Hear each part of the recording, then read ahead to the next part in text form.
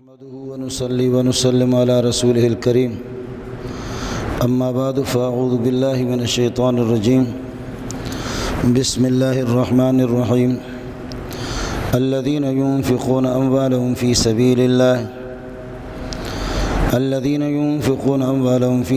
الله ثم لا يتبعون ما أنفقوا منا ولا أذى لهم أجرهم عند ربهم ولا خوف عليهم ولا هم يحزنون.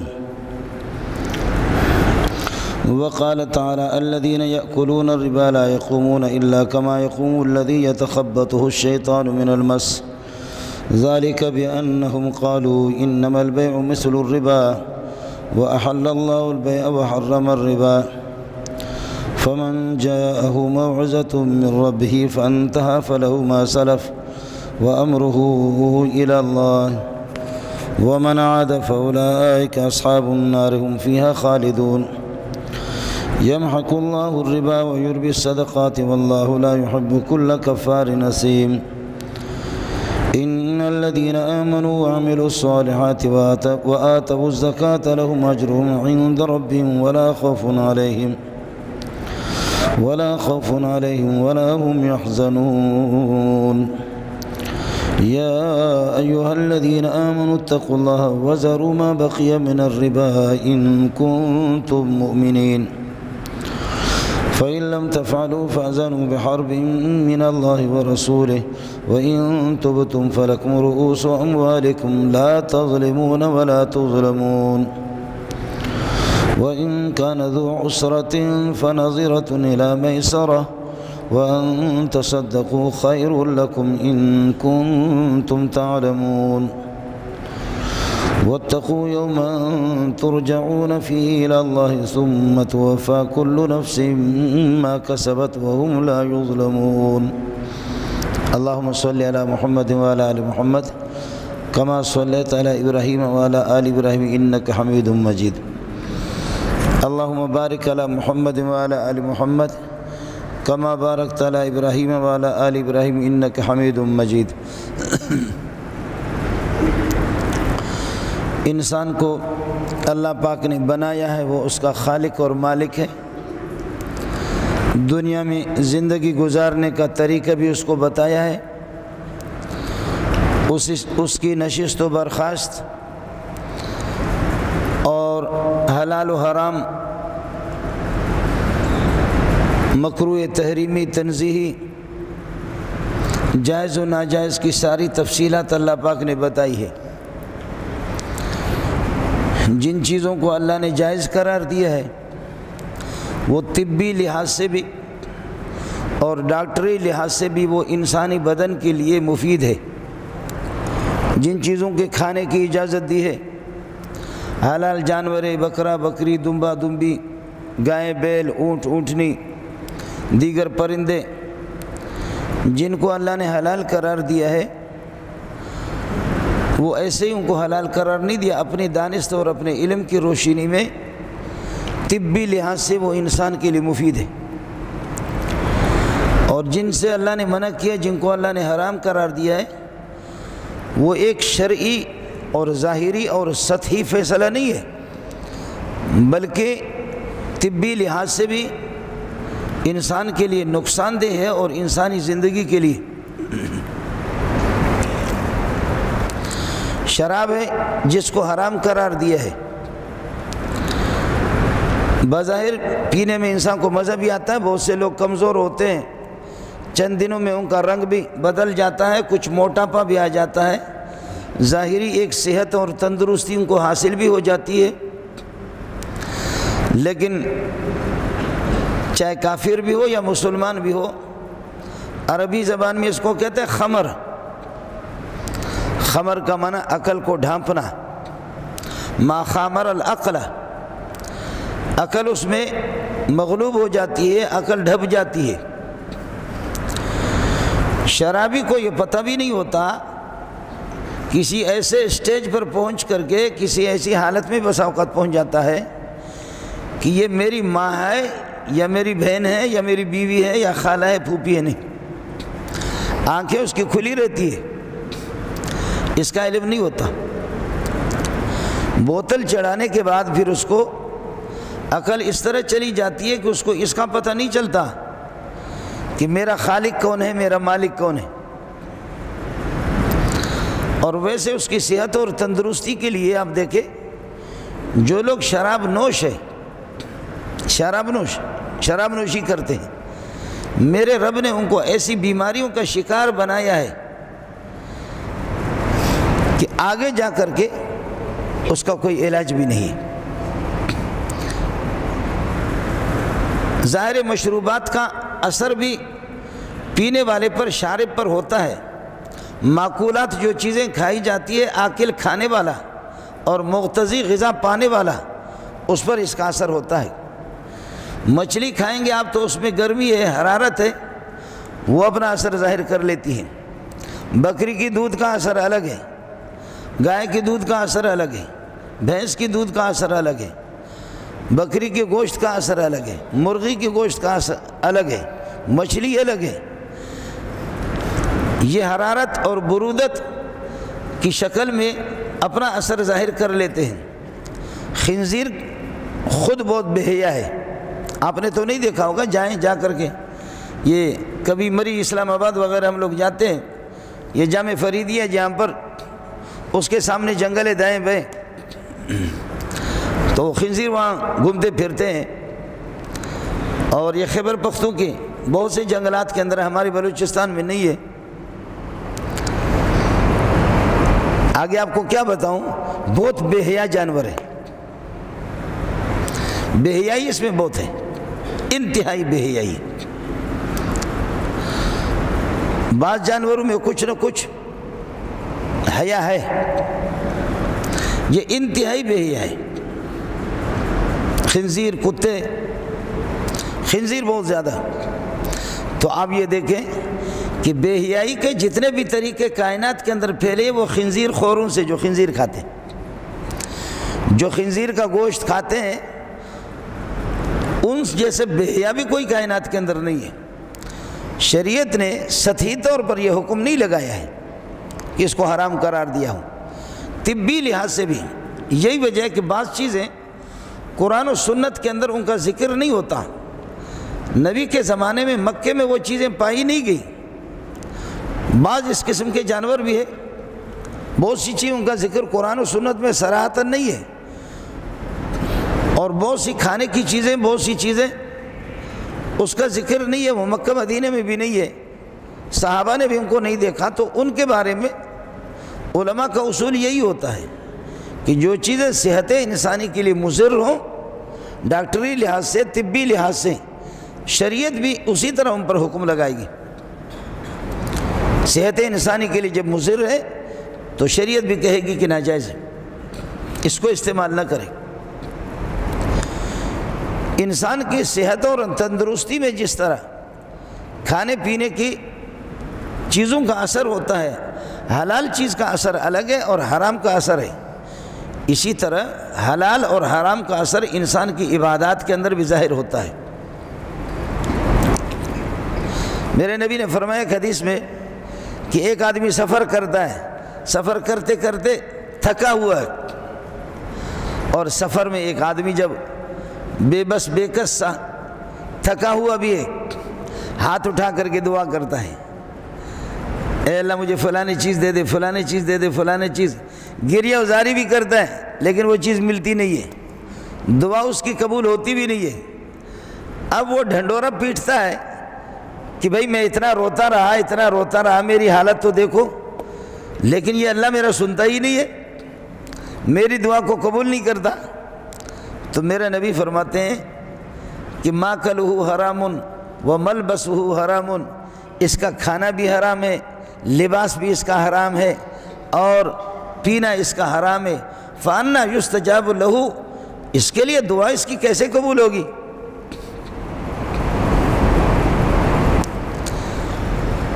کھانا پینا سارے کے سارے حرام ہے۔ ایک آدمی بغیر وضو کے نماز پڑھتا ہے اور ہاتھ اٹھا کر کے دعا کرتا ہے اللہ بخش دے، خوب روئے، لیکن ظالم کا بچہ تو خدا کے ساتھ مذاق بھی کر رہا ہے جب تیرا وضو بھی نہیں ہے، یا جنابت کی حالت میں، احتلام کی حالت میں پھر دعائیں کر رہا ہے۔ جو شرائط ہے نماز کو، لباس بھی پاک ہو، جگہ بھی پاک ہو، کھانا پینا بھی انسان کا پاک ہو، حلال کا ہو، رخ قبلے کی طرف ہو، وضو ہو، طہارت ہو۔ اب وضو نہیں ہے، طہارت نہیں ہے، رخ قبلے کے اس لانڈی کی طرف اس نے کیا ہوا، حرام خور ہے، اور وہ جتنا بھی روئے دعا کرے۔ ماکلہ حرام و ملبسہ حرام فانا یستجاب لہ ذالک، کھانا پینا سب کچھ حرام ہے، لباس حرام ہے، اور کس طریقے پر یہ ہے کہ اس کی دعا قبول ہو جائے گی؟ اس لیے اللہ پاک نے ایک عجیب نظام مقرر کیا ہے۔ قرآن پاک میں سورہ بقرہ میں بھی اور سورہ آل عمران کے اندر بہت سے دیگر صورتیں کہ جن کے اندر جہاد کا ذکر آتا ہے، مجاہدین کی تشجیع کی ہے اور مجاہدین کی حوصلہ افزائی کی ہے کہ اس طرح لڑو لڑو۔ تو جہاد کے آیتوں کے درمیان میں جہاد یعنی لمبی صورت چلتی ہے، اس کے درمیان میں اللہ سود کو بیان کرتا ہے، ربا کو بیان کرتا ہے، رشوت کو بیان کرتا ہے۔ اب ایک عام آدمی کہتا ہے کہ بھئی اس کا کیا تعلق ہے؟ بات جہاد کی چل رہی ہے، بحث جہاد کی چل رہی ہے، موضوع جہاد کا چل رہا ہے، درمیان میں سود کا کیا تک بنتا ہے؟ یہ نہ ماقبل کے ساتھ جڑتا ہے نہ مابعد کے ساتھ جڑتا ہے۔ لیکن یہ بھی شاید اس نقطے کی سمجھنے سے محروم بھی وہی ہوگا جو سود خور ہوگا، اس کو سمجھ بھی نہیں سکے گا۔ ورنہ علماء یہی کہتے ہیں کہ بھئی اس کی بنیادی وجہ یہ ہے کہ جہادی آیات کے درمیان میں جہادی صورتوں میں سود کو جہاں بیان کیا جاتا ہے، بتایا یہ جاتا ہے کہ سود اگر کوئی مجاہد کھائے گا، سود اگر کھائے گا تو پھر میدان فتح نہیں ہوگی، پھر وہ فتح حاصل نہیں کر سکے گا۔ میرے نبی نے فرمایا صلی اللہ علیہ وسلم کہ سود کی 70 نحوستیں ہیں، 70 نحوستوں میں سے کمتر نحوست یہ ہے، 70 نحوستوں میں سے کمتر اور ادنا نحوست یہ ہے کہ مسلمان اپنی ماں کے ساتھ اپنا منہ کالا کرے، یہ ادنا ہے۔ کافر اپنے ماں کے ساتھ منہ کالا کر رہا ہے، اپنی بہن کے ساتھ، اپنی پھوپھی کے ساتھ، خالہ کے ساتھ، کافر کی بات نہیں ہو رہی۔ فرمایا کہ بحیثیت مسلمان ہو کر کے جیسے کوئی مسلمان اسلام کا توق اس نے اپنے گردن میں ڈالا ہے اور کہتا بھی مسلمان ہوں، لا الہ الا محمد رسول اللہ، اس قسم کا مسلمان یہ اپنی ماں کے ساتھ گویا کہ اپنا منہ کالا کر رہا ہے۔ ظاہر ہے کہ اس قسم کا فعل مسلمان سے تو بہت کبھی اور بہت غلیظ پلیت مسلمان سے زیادہ شمار ہوگا۔ کافر اگر یہ کام کرے تو کوئی مسئلہ نہیں ہے۔ اب کوئی کافر آ کر کے مسجد میں ٹٹی کرے وہ تو غلط ہے، ہم ٹوکیں گے، اس کو دھکا دیں گے، وہ غلط کر رہا ہے۔ لیکن مولوی صاحب مسجد میں پاخانہ کرے پھر لوگ تو کیسے لعنت نہیں بھیجیں گے، بدبخت کا بچہ تو ملا کس چیز کا؟ ایک عام آدمی اگر مسجد میں پیشاب پاخانہ کرے تو ٹھیک ہے، اللہ آپ کا بھلا کرے، گناہ ہے، نحوست ہے، لیکن مولوی صاحب اور صوفی صاحب پھر تو اس بغیرت قسم کا مولوی ہوگا، غیرت اس کے پاس کوئی چیز ہوگی بھی نہیں۔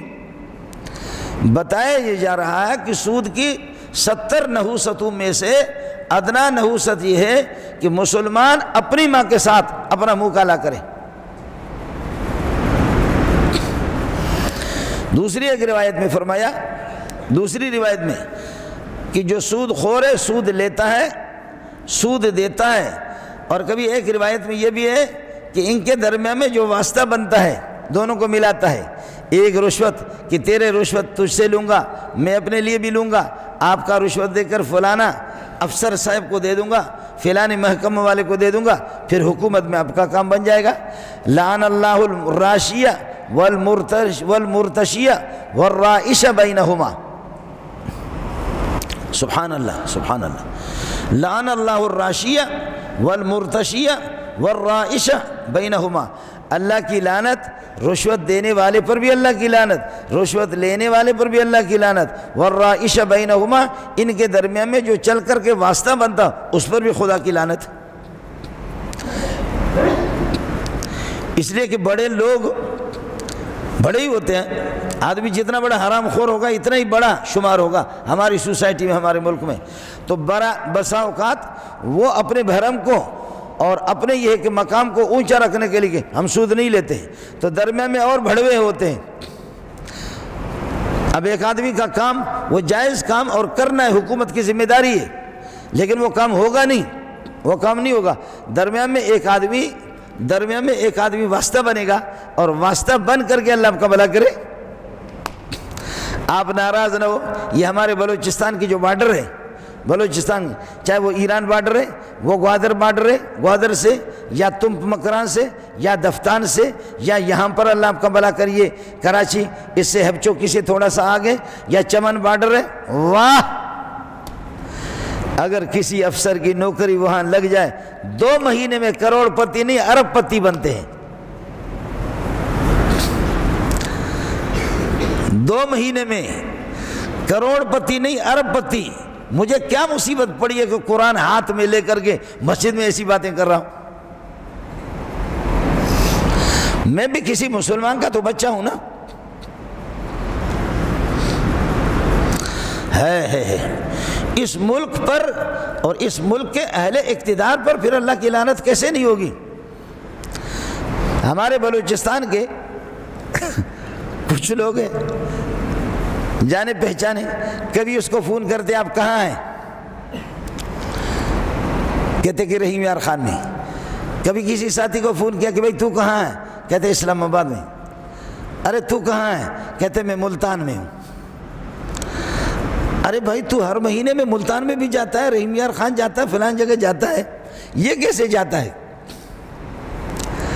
تو وہ یہ کہتا ہے کہ جب ہم ایک ملک سے دوسرے ملک میں مال سپلائی کرتے ہیں تو پھر اللہ آپ کا بھلا کرے، مال جب ہمارا پکڑا جاتا ہے، کروڑوں کا مال ہوتا ہے، جب وہ پکڑا جاتا ہے تو وہ بڑا، سمجھ گئے نا آپ لوگ، وہ بڑا جب اس نے روکا ہے، اس بڑے کے اوپر کوئی دوسرا بڑا ہے، اس کے اوپر تیسرا بڑا ہے، اس کے اوپر چوتھا بڑا ہے، جو آخری جو ہے وہ مثلا ملتان کا رہنے والا ہے، یا اللہ آپ کا بھلا کری ہے کہ اس کا رحیم یار خان کا رہنے والا ہے، یا پنڈی کا رہنے والا ہے، یا کہیں کا، تو ہم نے ٹھکانے معلوم کیا کہ اصل حرام خوری کی آخری اسٹیج کون سا ہے، وہاں پہنچ کر کے اس کو 50 لاکھ کروڑ دیتے ہیں، 10 کروڑ کا مال ہمارا چھوٹ جاتا ہے۔ اللہ کے گھر میں بیٹھ کر کے جب میں آپ سے ایسی باتیں کر رہا ہوں اور قرآن بھی میرے ہاتھ میں ہے، اس ملک پر اللہ کا جھاڑو کس طرح نہیں پھرے گا؟ اس کی تباہی تو چھوڑے ہی نہیں ہے انہوں نے، نیچے سے لے کر اوپر تک رشوت خور۔ اور غریب اگر کسی کی نوکری لگ جاتی ہے کسی کنگلے کی، تو وہ میں نے عرض کیا کہ میں نے خود بعض جگہوں میں، یہ بڑوں کے نام تو نہیں لیتا، ان کی کوٹھیاں دیکھی ہے کہ اس کوٹھی اتنی بڑی کوٹھیاں، اتنے بڑے باغات کہ اس کوٹھی کے اوپر 4 دیواری بنائی ہے، اس پر وہ والی بال کھیلتے ہیں اور فٹ بال کھیلتے، وہ اور اس کی بیوی اور بچے، ایسی بڑی کوٹھیاں بنائی ہے۔ تنخواہ اس کی اللہ آپ کا بھلا کرے 50,000 ہے، 60,000 ہے، وہ تنخواہ پہ 30,000 ہے، 20,000 ہے، اس پر کیا گزارا ہوتا ہے؟ اس پر یہ کوٹھیاں کہاں بنتی ہیں؟ تو ڈیوٹی جب بلوچستان میں ہے، گوادر میں ہے، یا چمن بارڈر پہ، یا یہاں کسی بارڈر پہ، پھر دیکھ وہی مزہ دیکھ۔ اور ہمارے کچھ دوسرے ایک ساتھی سے میں نے کہا کہ بھائی نمازی، اللہ کے بندے نمازی اس قسم کے، اس کی گاڑی میں شراب، کہتے یہ لیے ایک بڑے افسر کے لیے لیے، ہم اس کو شراب دیتے پھر ہمارا مال جو ہے نا، یہ نمازی آدمی یہ ثواب کا کام کر رہا ہے۔ لعن اللہ الراشیہ والمرتشیہ والرائش بینہما، رشوت دینے والے پر، رشوت لینے والے پر، ان کے درمیان میں جو واسطہ بن رہا ہے، ان پر اللہ کی لعنت، اور جس پر میرے رب کی لعنت ہو وہ کامیاب، اس کی کامیابی کی کون سی صورت ہے، وہ کون سا ماں کا لال ہے، کائنات میں کون سی طاقت ہے جو اس کو پھر یہ کہ عزت دلا دے، اس کو چین اور سکون۔ لعنت کا معنی کسی کو دھتکارنا، لعنت کا معنی کسی کو دھکا دینا۔ خدا جس کو دھکا دے دے تو پٹھان کا دھکا نہیں ہوگا، وہ بلوچ کا دھکا نہیں ہوگا، اللہ نے ایسا دھکا دیا یہ درمیان میں ٹھہرے گا نہیں، چلتے چلتے رشوت کھاتے میرا رب کا دھکا اس کو سیدھا جہنم میں لے جائے گا۔ اللہ کا دھکا ہے، یہ نہیں ہوگا کہ سامنے پلر میں وہ رک جائے یا جا کر کے دروازے پر رک جائے۔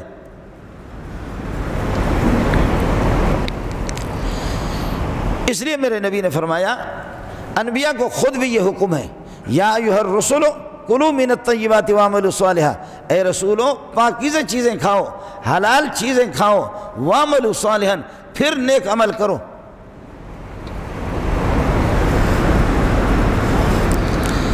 اب حضرت علی کو ایک دینار مل گیا، اعلان کیا ادھر ادھر، اور اللہ آپ کا بھلا کرے کوئی نہیں ملا تو اس میں سے کچھ گوشت خریدا، کچھ چیزیں کھانے کے۔ حضرت صلی اللہ علیہ وسلم نے اللہ آپ کا بھلا کرے ان حضرات نے جیسے کھایا، کوئی مالک وغیرہ کچھ بھی نہیں ملا۔ اب ایک دو دن میں یا اسی دن میں اعلان ہو گیا، ایک بندہ کہتا ہے کہ بھائی میرا دینار گم ہو گیا۔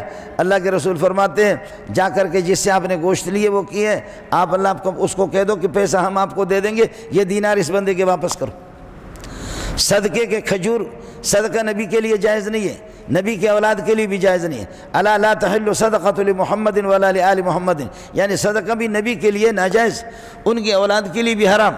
لا تحل صدقۃ لمحمد ولا لآل محمد انما هي اوساخ الناس، یہ لوگوں کے مال کا گند ہے، میل کچیل ہے، زکوٰۃ گند ہے۔ سید کا ایک مقام ہوتا ہے اونچا، آل رسول ہم اس کو نہیں کھاتے۔ حضرت حسن اور حسین کھجور کا ایک دانہ اٹھاتے ہیں تو نبی پاک صلی اللہ علیہ وسلم کے الفاظ ہیں کخ کخ کخ کخ۔ اب ہمارے پٹھان پتہ نہیں کیا کہتے ہیں اور بلوچ لوگ کیا کہتے ہیں، لیکن جیسے ہم بچے کو کہتے ہیں کخ کخ کخ کخ، تو حضرت کے کخ نہیں ہے، ان کے یہاں لفظ استعمال ہو کخ کخ کخ، کہ آپ میرے نواسے ہو کر کے، میرے بیٹے ہو کر کے صدقہ آپ کھائیں گے، یہ تو صدقے کے۔ ہاں یہ ہوا کہ صدقے کے کھجوروں کے ساتھ حضرت حسن حسین وہ کھیلے ہیں، اس میں بھی بعض دفعہ آپ نے منع کیا ہے، کھانے کی قطعاً اجازت نہیں دی۔ حرام جب کھائیں گے تو پھر میں عرض کر رہا ہوں کہ حدیث میں یہ اب اللہ سے شکایت کر رہے کہ بھئی میں دعا بھی کر رہا ہوں، میری دعا قبول نہیں ہو رہی۔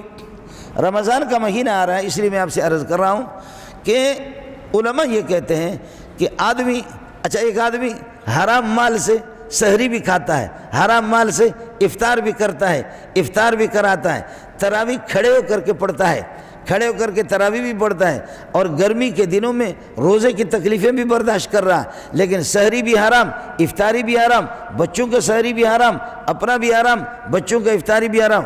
واہ واہ! اب مولوی پر لعنت بھیجے، حافظ صاحب پر لعنت بھیجے کہ ارے رمضان میں تم کہتے دعائیں قبول ہو رہی ہے تو بہت دعائیں کی، دعائیں قبول نہیں ہے۔ ارے مولوی کی خود اپنی دعا بھی قبول نہیں ہوگی، اس کو بھی تو آپ حرام کہلا رہے۔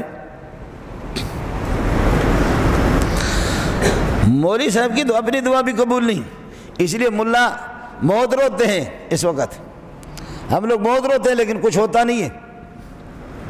وہ سندھ میں کسی وڈیرے نے مولویوں کی دعوت کر دی، دعوت کر کے سب کچھ اب آپ بدھائے آسان دعا تاکہ پر دعا قبول نہ ہوتے چھاجے کرے، دعا کرتے دعا قبول نہیں ہو رہا۔ اس مولوی نے کہا یوں یہ بھی ہو سکتا ہے، یہ بھی ہو سکتا ہے، اس میں یہ بھی صورت ہے، یہ بھی صورت ہے، یہ بھی صورت ہے۔ دوسرے سے پوچھا تو بولو، اس نے کہا حضرت یہ بھی ہو سکتا ہے، یہ پتہ نہیں ہے، اللہ کی مرضی ہے۔ تیسرے سے کہا، چوتھے سے کہا۔ ایک مولوی میرے طرف منہ پھٹ تھا، اس نے کہا کہ اصل بات آپ کو بتا دوں۔ کہا کیا؟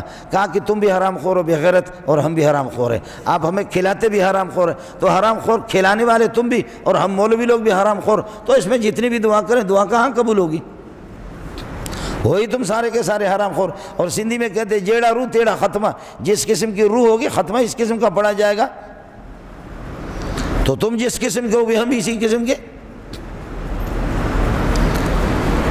تو ایسی صورت میں لیکن عام حالات میں نبی نے فرمایا کہ جب انسان مال حلال کھاتا ہے، مال طیب کھاتا ہے، پاکیزہ مال کھاتا ہے، اپنے ہاتھ کی کمائی کھاتا ہے، میرے نبی نے ان ہاتھوں کو چوما بھی ہے کہ جن کی حلال کمائی ہوتی، جو اپنے محنت مزدوری کرتے ہیں۔ اور پاکستان کے روپے پر لکھا ہوا رزق حلال عین عبادت ہے، دیکھا نا آپ کے 1000 کے نوٹوں پر اور دیگر پیسوں پر لکھا ہوا رزق حلال عین عبادت ہے، یہ لکھنے والا عین خبیث ہے۔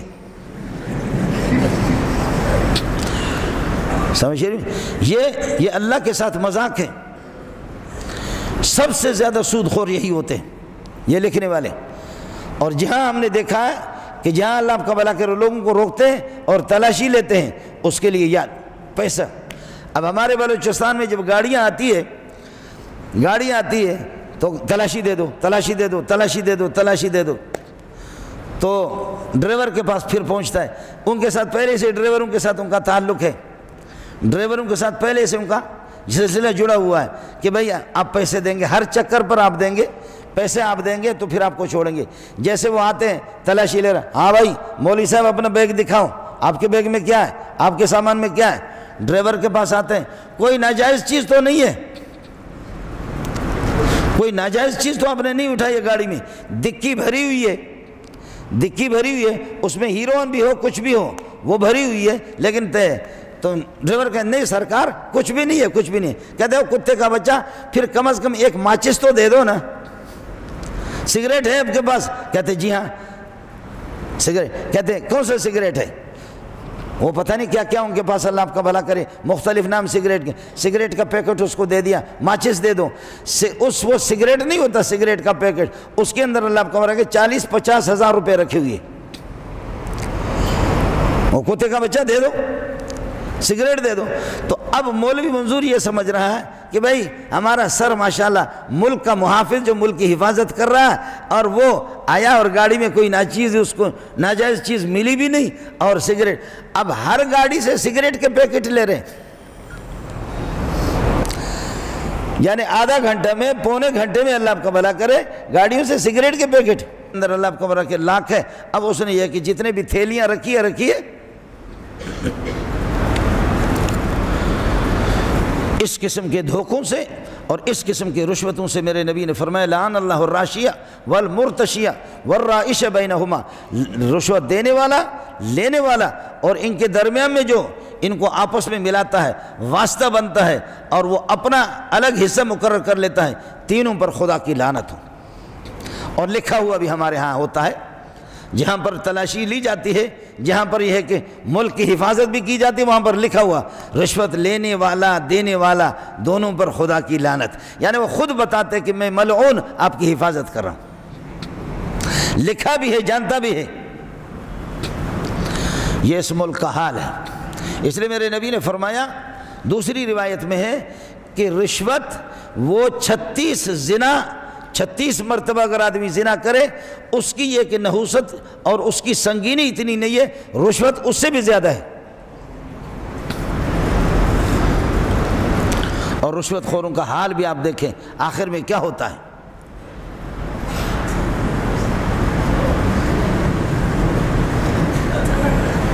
خدا کی قسم آخر میں بھنڈی پر گزارا ہوتا ہے، آخر میں لوکی اور بھنڈی ڈاکٹر نے اس کے لیے تجویز کی ہے، اور وہ جو اس کے ملازم ہوتے ہیں گن مین دبا کر کے کھاتے ہیں جی، یہ وہ اللہ ہے، اس کے کتے ایسے بہترین غذا کھاتے ہیں، گھوڑے بہترین غذا کھاتے ہیں، کتوں کے لیے ملازم مقرر ہیں۔ یہ وہ اللہ ہے کہ جس رشوت خور نے کتے سے بھی بدتر اس کو کھلا رہا ہے، یہ کتے سے بھی بد کھا رہا ہے، اور وہ اللہ ہے تیرا خوراک اٹھا کر کے کتے کو کھلا رہا ہے۔ یہی ہے الذین یاکلون الربا لا یقومون الا کما یقوم الذی یتخبطہ الشیطان من المس، جو لوگ ربا کھاتے ہیں، رشوت کھاتے ہیں، حرام کھاتے ہیں، لا یقومون من قبورہم، وہ اپنے قبروں سے اٹھیں گے نہیں، کھڑے بھی نہیں ہوں گے، الا کما یقوم الذی یتخبطہ الشیطان من المس، اس شخص کی طرح جس کو شیطان نے اور جنات نے پاگل بنایا ہو۔ آپ نے دیکھا جن والے کو، جس پر جن آتا ہے تو پھر اچھا خاصا چاہے وہ مرد ہے یا وہ خاتون ہے، جن جس پر آ گیا تو پھر نہ اس مرد کو بھی اپنے لباس کا پتہ ہوتا ہے، نہ شلوار کا پتہ ہوتا ہے، نہ قمیص کا پتہ ہوتا ہے، نہ ابا کا پتہ ہوتا ہے، لے کر کے مولوی صاحب کے اٹھا کر کے لے جاتے اس کو دم کرو۔ وہ خاتون بھی ہوں، جیسے یہ بدحواس اور پاگل بن جاتے ہیں، لا یقومون من قبورہم، یہ اپنے قبروں سے اٹھیں گے نہیں، الا کما یقوم الذی یتخبطہ الشیطان من المس، اس طرح اٹھیں گے الا کما یقوم الذی یتخبطہ الشیطان من المس، شیطان اور جنات نے اس کو چھوا ہو، جن اس کے ساتھ لپٹ کر کے، جن جس کے ساتھ لپٹ جاتا ہے وہ اسی طرح ہو جاتا ہے۔ ذالک بانہم قالوا انما البیع، یہ ابتدائی سزا ہے۔ ذالک بانہم قالوا انما البیع مثل الربا، یہ اس وجہ سے یہ سزا اس لیے ان کو دی گئی ہے، بانہم قالوا انما البیع مثل الربا، بیع میں خرید و فروخت میں، عام سودا میں خرید و فروخت میں اور رشوت میں کوئی فرق نہیں ہے، دونوں حلال ہے۔ ہمارے ملک کا ایک سربراہ علماء نے لکھا، علماء نے ایک نظام مرتب کیا کہ آپ بینکوں کو کس طرح چلائیں، آپ اداروں کو کس طرح چلائیں، آپ مارکیٹوں کو کس طرح چلائیں، آپ ملک کو کس طرح چلائیں، آپ کے اللہ آپ کو بھلا کرے خرید و فروخت اور سودا وہ مکمل تجارت بھی ہو لیکن آپ کو پرافٹ اور آپ کو نفع بھی مل جائے، اور بہترین قسم کا خدا کی قسم سارا نظام بنا کر کے علماء نے دیا۔ یہ جھوٹ ہے جو کہتے ہیں کہ جی مولویوں کے پاس ملک چلانے کا نظام نہیں ہے، مولویوں کے پاس ملک چلانے کا نظام نہیں ہے۔ ملک چلانے کا نظام ہمارے پاس نہیں ہے، انگریز کے جوتیوں میں ہے۔ ملک چلانے کا نظام اس میں نہیں ہے، ملک چلانے کا نظام بخاری میں نہیں ہے، انگریز کے پتلوں میں ملک چلانے کا نظام رکھا ہوا ہے۔ تو کس منہ سے بول رہا ہے؟ تو مسلمان کا بچہ بھی ہے یا گدھا ہے؟ تو کس قسم کی باتیں کرتا ہے؟ ہوگا کسی ملوڑو کو آپ نے دیکھا ہوگا کہ جس کو قرآن سے واسطہ نہیں ہوگا، قرآن سے اس کو مناسبت نہیں ہوگی، سندھی کہتے ملوڑو، کوئی نام کا ملا ہوگا، ملوڑو ہوگا، اس نے آپ کو اگر نہ بتایا ہو، اپنی ABCD کے الفاظ چھوڑ دے، اردو میں بات کر لے، تو مسائل کا حل ہم سے پوچھ، ہم مسائل کا حل آپ سے پوچھیں گے۔ میں ایک عام غریب کا بیٹا ہوں، لیکن آپ جتنے بیٹھے ہوئے میرا یہ چیلنج قبول کر لے کوئی دنیا کا ماں کا لال، جو انگریز کا قانون دان ہو وہ مسائل کا حل، ملک میں جو مسائل پیش آتے ہیں وہ اپنے انگریز کے اس خنزیر کے قواعد سے اس کا حل پیش کرے، دیکھیں اس میں کتنی حکمت ہے، اس میں کتنی معقولیت ہے، اور اس میں کتنی دانش مندی ہے، اور پھر محمد سے پتہ کرے، محمد رسول اللہ کی جوتیوں کو اٹھا کر کے آپ کو بتا دوں گا کہ میرے نبی نے اس کا حل یہ پیش کی۔ ہمارے پاس اس کا کوئی حل نہیں ہے، قرآن و سنت میں حل نہیں ہے، یہ قرآن بس اسی طریقے پر آیا ہوا، یہ حدیثیں بس اسی طریقے پر، ملک چلانے کا اس میں نظام نہیں ہے۔ یہ آیا صرف مولوی صاحب اس کا رٹا لگائے گا اور حافظ صاحب اس کا رٹا لگائے گا، باقی کچھ بھی نہیں۔ لا يقومون الا كما يقوم الذي يتخبطه الشيطان من المس ذلك بانهم قالوا انما البيع مثل الربا، یہ اس وجہ سے کہ تمہارا یہ نظریہ بن چکا ہے کہ ربا میں اور خرید و فروخت میں اور جائز کام میں دونوں کے پرافٹ جو مل رہے یہ ناجائز اور حرام ہے، لیکن تم دونوں کو برابر قرار دیتے ہو، یہ اس کی سزا تمہیں ہے کہ سود اگر کھاؤ گے تو سمجھو اپنے ماں کے ساتھ اپنا منہ کالا کر دیا۔ وَأَحَلَّ اللَّهُ الْبَيْعَ وَحَرَّمَ الرِّبَا، میں نے خرید و فروخت بھی بتایا، اس کے اصول بھی میں نے بتا دیا، خرید و فروخت کو حلال قرار دیا، وہ بھی اصول ہے۔ خرید و فروخت میں بھی کیا ہے؟ خرید و فروخت میں بھی عجیب، سبحان اللہ،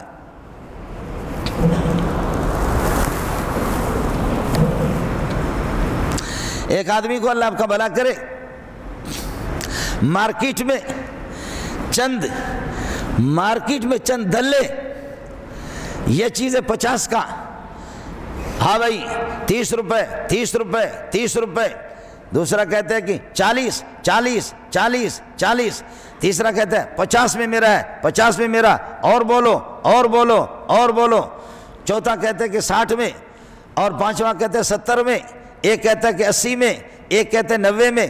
اصل اس کی قیمت ہے 50 تک، اصل اس کی آخری قیمت 50 کی، سب کو پتہ بھی ہے، لیکن اب خریدنے کے لیے کچھ لوگ سادے آگے، پٹھان آگے، بلوچ آگے، یا سندھی ماڑو کوئی سادے آگے، اور کچھ دلے اس کے ساتھ، اس چیز کے مالک کے ساتھ ملے ہوئی ہے کہ ہم جوش دلائیں گے، جوش دلائیں گے، ہاں بھائی 30 40 40 40، آخری کسی نے کہا 50 50، چیز 50 کی ہے، لیکن ایک اور اس کا بدماش جو اس مالک کے ساتھ ملا ہوا کہتے ہیں 60 میں میرا 60 میں میرا 60 میں میرا، اور ایک اور دلہ اس کے ساتھ ملا ہوا وہ کہتے ہیں 70 میں میرا 70 میں میرا، ایک اور دلہ ہے وہ کہتے ہیں 80 میں میرا ہے 80 میں میرا ہے 80 میں میرا ہے 80 میں میرا ہے، ایک اور بغیرت ملا وہ کہتے ہیں 90 میں میرا 90 میں میرا 90 میں میرا، اور ایک اور دلہ وہ کہتے ہیں 100 میں میرا ہے 100 میں میرا ہے، اور سادہ پٹھان کا 110 میں خوچ میرا ہے، کہتے چلو لے لو۔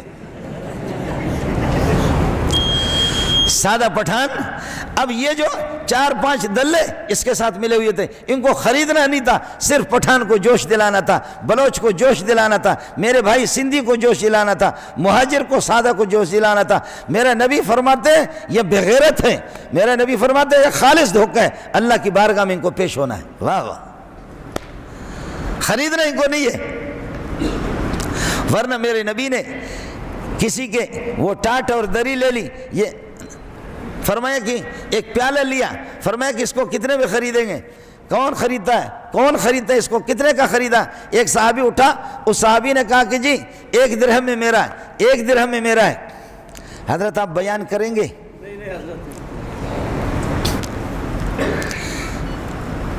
ایک صحابی آ گیا کہ میرے پاس کچھ نہیں ہے، نبی پاک صلی اللہ علیہ وسلم نے فرمایا آپ کے گھر میں ہے کیا؟ فرمانے لگے کہ حضرت میرے پاس ایک پیالہ ہے۔ وہ ایک پیالہ لے کر کے آئے، حضرت اقدس صلی اللہ علیہ وسلم نے فرمایا کہ من یشتری ھذا، من یشتری ھذا، کون اس کو خریدے گا؟ ایک صحابی کھڑا ہو گیا، فقال بدرہمین، یعنی اشتریہ بدرہمین، 1 درہم میں میں خرید رہا ہوں۔ فرمایا کہ جو اس سے زیادہ، اور دوسرا صحابی کھڑا ہو گیا، اس نے کہا حضرت بدرہمین، 2 درہموں سے میں خریدتا ہوں۔ فرمایا اس کو دے دیا، 2 درہم لے کر کے ان کو دے دیا۔ فرمایا 1 درہم سے کلہاڑا خرید، اور کلہاڑا خرید کر کے جب کلہاڑا خرید کر کے لاؤ، اور دستہ بھی، دستہ جو اس میں لکڑی ڈل جاتی ہے، فرمایا کہ کلہاڑا خرید کر کے بھی دستہ بھی میرے پاس لے کر کے آ جاؤ، اور دوسرے درہم سے اپنے گھر کے اخراجات کے لیے وقتی طور پر غریبی گزارا کرو۔ جا کر کے کلہاڑا خریدا درہم سے اور لکڑی لے کر کے آئے، میرے نبی نے اپنے دستے مبارک سے اس کا دستہ ڈال دیا۔ فرمایا جاؤ اس سے لکڑیاں چنو، جاؤ اس سے لکڑیاں چنو، اور وہ لکڑیاں چن چن کر کے لا کر کے بیچتا، لا کر کے بیچتا، لا کر کے بیچتا بیچتا بیچتا، اللہ نے مالدار بنا دیا۔ فرمایا یہ آپ کے لیے بہتر ہے بنسبت اس کے کہ آپ لوگوں کے سامنے ہاتھ پھیلائیں، یہ آپ کے لیے 1000 مرتبہ بہتر ہے اس سے کہ لوگوں کے سامنے آپ جا کر کے ہاتھ پھیلائیں۔ یہ بے، اس کی اجازت ہے حضرت نے، اس کو کہتے بیع من یزید، اصل قیمت ہر ایک کو خریدنا ہے۔ وہ صحابی جو کہہ رہا ہے کہ 1 درہم میں، اس کو بھی خریدنا ہے، دوسرا جو کہتا ہے کہ جی 2 درہم میں، اس کو بھی خریدنا ہے، تیسرا بھی خریدنا ہے۔ لیکن ایک میں نے عرض کیا کہ جو بغیرت قسم کے دھوکے باز، وہ دھوکے بازوں کا آپس میں مسئلہ ہوتا ہے، وہ ہوتا ہے کہ ایک چیز کو بھی وہ کہتا ہے کہ جی کتنے کے خریدیں گے؟ 30، دوسرا کہتے ہیں 40، تیسرا کہتے ہیں 50، اور چوتھا کہتے ہیں اللہ 60۔ اس کے بعد پھر وہ بغیرت جو بیٹھے ہوئے، جو اس کے ساتھ مالک کے ساتھ ملے ہوئے، چیز آخری 50 کی، یہ کہتے ہیں 60 میں میرا ہے۔ پھر ایک اور بغیرت جو اس کے ساتھ، وہ کہتا ہے کہ میں بھی کھڑا ہو جاؤں گا، 70 میں میرا ہے۔ اور ایک اور وہ بھی دلہ اس کے ساتھ ہے، وہ کھڑا ہو کر کے وہ کہتا ہے کہ جی 80 میں میرا ہے۔ اس کو خریدنا مریدنا نہیں ہے، یہ صرف دوسرے گاہکوں کو جوش دلانے کے لیے، سادہ لوگوں کے لیے۔ ایک اور کہتا ہے کہ 90 میں، ایک اور کہتا ہے کہ 100 میں، اور ایک پٹھان غصے میں آ کر کے کھڑا ہوتا ہے، یا بلوچ یا سندھی کہتے ہیں 120 میں میرا ہے خوچا، کہتے جی لے لو جی۔ یہ دیکھا چیز اصل تھی، آخری ہر ایک کو پتہ ہوتا ہے، مارکیٹ کے ریٹ کا بھی پتہ ہوتا ہے، لیکن انہوں نے اس کو کہتے بے تناجش، بے النجش، اس سے میرے نبی نے منع فرمایا۔ سبحان اللہ، سبحان اللہ۔ آپ گئے ایک شخص کے پاس، گندم بیچ رہا تھا، گندم اور جو، وہ اوپر سے خشک گندم آپ نے جیسے دستے مبارک اس میں داخل کیا، تھوڑا سا ہٹایا گندم کو، نیچے گیلا گیلا، تاکہ کیل کے اندر اور وزن کے اندر، جب گندم گیلی ہوگی تو وزن اس کا زیادہ ہی ہوگا، تو ایسے جیسے ہاتھ ہٹایا اور اس کے نیچے گیلا ہی گیلا، اس میں مٹی بھی ملائی ہے، اور اسی طریقے پر یہ کہ پانی بھی، کچھ پانی کا چھڑکاؤ بھی کیا تاکہ وزن میں زیادہ آ جائے۔ فرمایا دا چش دے، یہ کیا ہے، یہ کیا کر رہے ہیں؟ فرمانے لگے، وہ کہنے لگے، سوداگر کہنے لگا کہ حضرت اصل میں شبنم اس کو لگی ہے، میں نے پانی نہیں لگایا، یہ شبنم کی وجہ سے گیلا ہو گیا، شبنم شبنم۔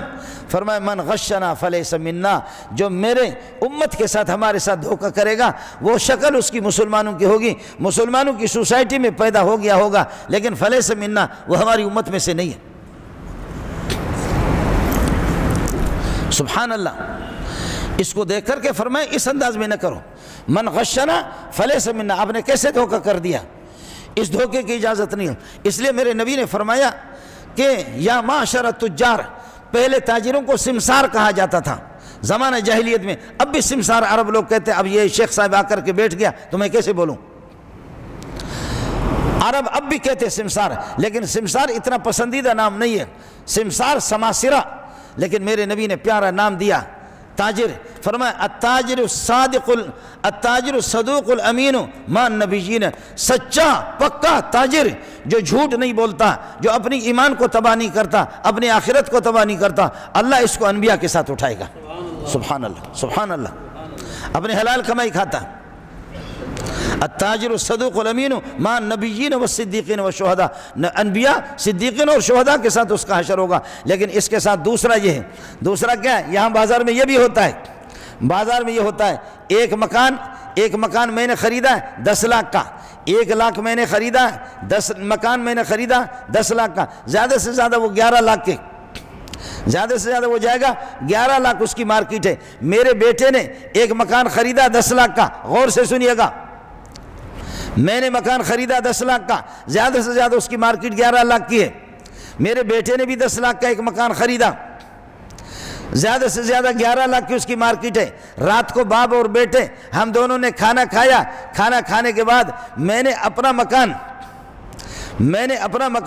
15 لاکھ میں اپنے بیٹے کو دیے، بیٹے نے 10 لاکھ والا مکان مجھے اللہ کا، یا میرا بھائی ہے اس نے 10 لاکھ والا مکان مجھے بیچا 15 لاکھ میں۔ صبح کو میں لوگوں سے کہتا ہوں اللہ کی قسم یہ مکان تو میں نے 15 میں خریدا ہے۔ باپ والا مکان بیٹے کے پاس چلا گیا، بیٹے والا باپ کے ساتھ کیا، اور یہ لوگوں کہہ رہے کہ ہم تو ٹھیک کر رہے ہیں، اس لیے کہ رات کو کھانے پر ان کی بے ہو گئی 10 لاکھ۔ اللہ کی قسم یہ مجھے 15 میں پڑ گیا ہے۔ بھائی آپ اللہ کے ولی ہے، بزرگ ہے، 15 میں مجھے پڑ گیا ہے، آپ چاہیں تو آپ انصاف کرو، مجھے 15.5 لاکھ تو دے دو، یا 16 لاکھ تو مجھے دے دو۔ اور بیٹا ادھر کسی اور کو بیوقوف بناتا ہے، کہتا ہے اللہ کی قسم یہ مکان میں نے خود خریدا ہے، 15 کے تو میرے خود خریدا ہے۔ یہ باپ اور بیٹے یا بھائی اور بھائی، یہ دونوں بے غیرت نے کیسے میٹنگ کر دی، کیسے لوگوں کو بیوقوف بنایا۔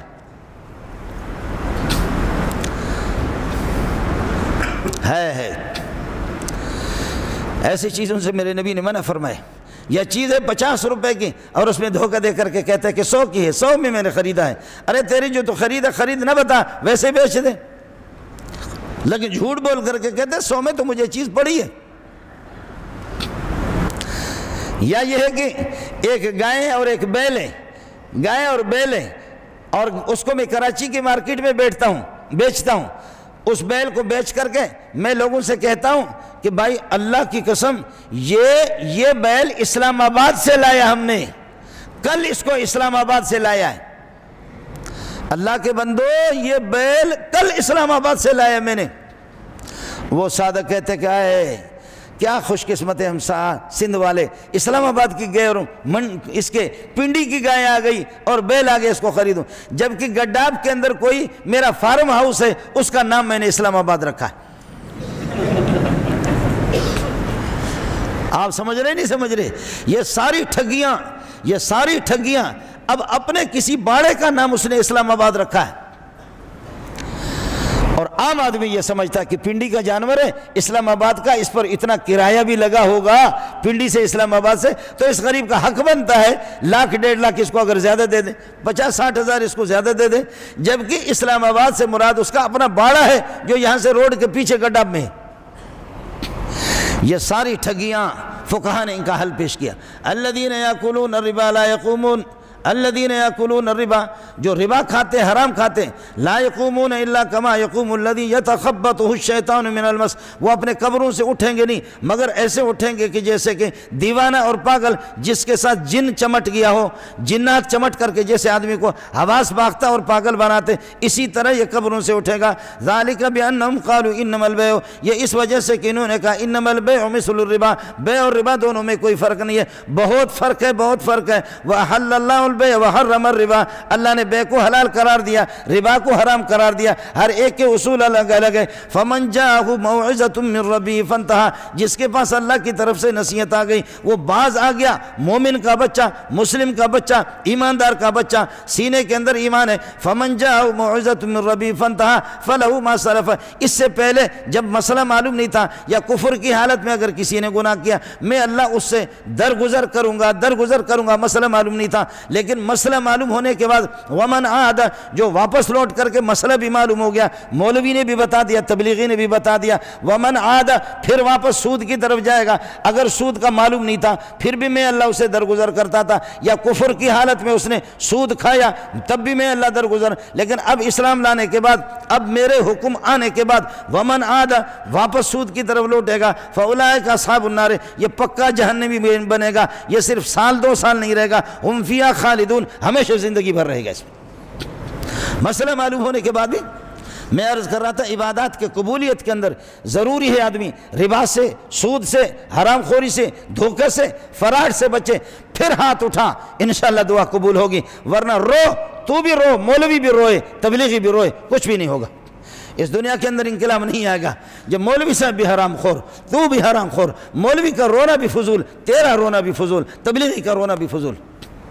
یہ حجاج کا نام آپ نے سنا ہوگا، حجاج بن یوسف، یہ آیا تو کوفہ میں ایک جماعت تھی مولویوں کی، بزرگوں کی، وہ فقیر لوگ تھے، مسکین لوگ تھے، حلال خور تھے، لیکن جب وہ کسی کے خلاف اگر کوئی ظالم ہوتا ہاتھ اٹھاتے تو اس کی تباہی ہو جاتی۔ مشہور تھا کہ اگر یہ بزرگ کسی کے خلاف بد دعا کرے اس کو دعا۔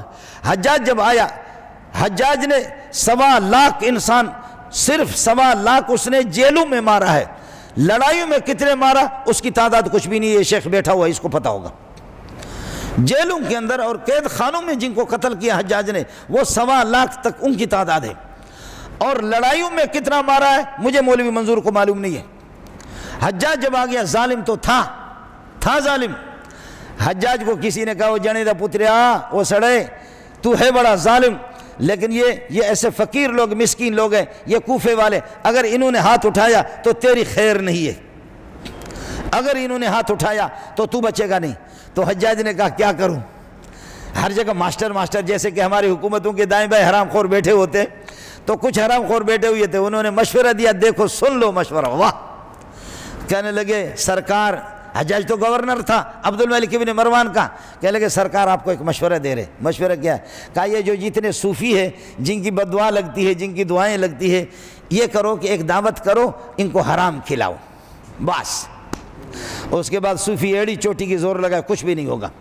حجاج نے جناب ادھر سے مکی صاحب کے اللہ آپ کا بھلا کرے بکریاں چھین لی، ادھر سے مولوی عبدالباقی کی بکریاں چھین لی، ادھر سے اصغر صاحب کی بکریاں چھین لی، ادھر سے کسی اور کے 100-200 بکرے لا کر کے اس نے ذبح کیا، اور سجی کباب بنائے، ہمارے بلوچوں کی بلوچی کباب، ہمارے حاجی می جانگول صاحب بناتا، سجی کباب بنایا، واہ، کہا بزرگوں کو بلاؤ، بزرگ آ گئے، حجاج گیٹ پہ کھڑے ہو گئے، ہر ایک سے ہاتھ ملا رہا ہے، بخیر راغلے دے چشمے ما روشن دل ما شاد، بہت اچھا کیا کہ آپ آ گئے، میری سعادت ہے، سب کو بلائے، آ کر کے انہوں نے کھانا کھایا، سب نے وہ سارا جو گوشت تھا وہ بکریوں کا، دوسروں کی بکریاں چھین کر کے، یہ حرام کے تھے، اور اس کے بعد پتہ نہیں اور بھی حرام چیزیں اس میں ملا کر کے مولویوں کو، صوفیوں کو، بزرگوں کو، اولیاء اللہ کو خوب کھلایا۔